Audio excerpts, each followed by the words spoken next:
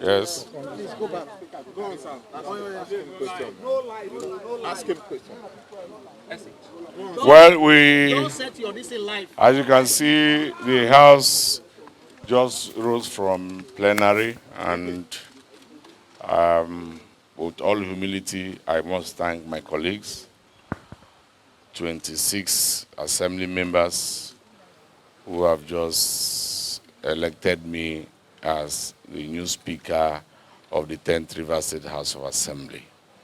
My commitment to Rivers people is that I will be fair, I will be just to all and sundry, and I will ensure that the rule of law takes its course. I will not betray my colleagues, I will not betray Rivers people, I will not betray my constituents. I will also ensure the independence of the Rivers House of Assembly is adhered to with mutual respect to the judiciary and the executive arm of government. Everything due my colleagues, as honorable members, constitutionally will be given to them. And the honorable members that have been suspended, as has been published, which people have seen, will also be given fair hearing.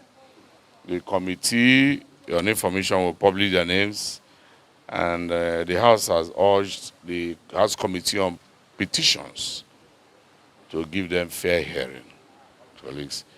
The House has also adjourned Sinidai because the PASAN Parliamentary Association has served us a notice of indefinite strike from Abuja. So we can't sit again. It therefore holds that any sitting after now will not hold water because they have given us an official notice, which is received. And also you have been told the people that have been suspended, so you have to work with that. Anybody, I tell people, the court is there. If you have any grievances, you can always approach the court. So that is the resolution of the House. I want to thank my colleague. Anytime I'm called to service, I'm here to serve Rivers people. Thank you very much. Congratulations. Thank you.